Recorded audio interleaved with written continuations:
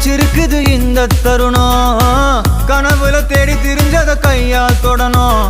எது நடந்ததோ அதை மறந்து நீ தொடரு பயணம். இனி இனி வரும் பொழுதுகள் தீராதே கொண்டாட்டம். ஏலோ புல்லேலோ